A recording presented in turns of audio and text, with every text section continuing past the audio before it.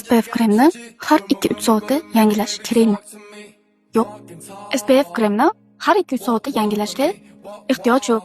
Sababi hozir ishlab chiqarilayotgan kosmetikalar, ya'ni mana bu brend kosmetikalari 50+. 50+, siz agar SPF da 50+ belgisi bor SPF ni ishlatadigan bo'lsangiz, bu degani sizni yuzingizni quyoshdan 6-7, borsam uzog'i 8 soatgacha himoya qilib beradi degani. Deylik, siz ertalab ishga ketasiz. Kun bo'yi ishxonada o'tirasiz, obedgacha. Obed paytida 1-2 soatga ko'chaga chiqasiz. Mana shunaqa issiqda. Va yana ishga qaytib kirasiz va 5-6 gacha ishda o'tirasiz. Siz shu holatda agar ishlaydigan bo'lsangiz, SPF surishingiz kerakmi? Yo'q.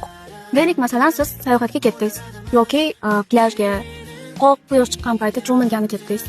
Unda nima qilish kerak? Unda siz har soatda, har 2 soatda SPF kremni yangilab turishingiz kerak bo'ladi. Yoki dalada ishlaysiz, yer chopasiz, narsa ekasiz, bog'da gul ekasiz yoki gul terasiz. Xullas, quyoshga 5-6 soat tinmasdan qoq quyoshi chiqqan paytda ko'chada yuradigan bo'lsangiz, SPF kremni yangilab turishingiz kerak. Lekin men agar maktabda o'qiyman, ishda ishlayman, korxonada o'tiraman, unda ham yangilashim kerakmi deydiganlarga men aytaman, yo'q. Ehtiyoj yo'q. Tim bo'lib biz ayollar, biz yuzimizga ufot qilgandan keyin albatta nima qilamiz? Yuzimizga pudra suramiz, yoki ten suramiz, rumen suramiz, ya'ni dekorativniy kosmetika suramiz. Shuning uchun shart emas.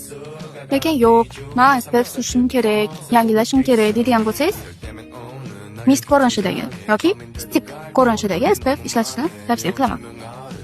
Chunki aynan mist yoki stick ko'rinishidagi SPF lar koreyslarni shu aynan любой ko'chada yurgan paytida bemalol surib yoki sepib SPF larni yangilab olish uchun o'ylab topilgan.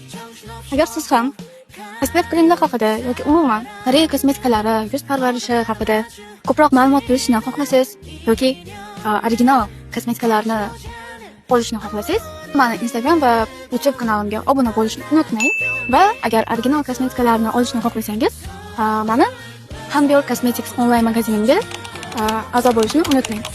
Hambior Cosmetics Instagram va Telegramda profillari bor. Shunchaki qidiruv bo'limidan Hambior Cosmetics deb qo'yib berasiz. Keyingi videolarda ko'rishguncha, annyeong.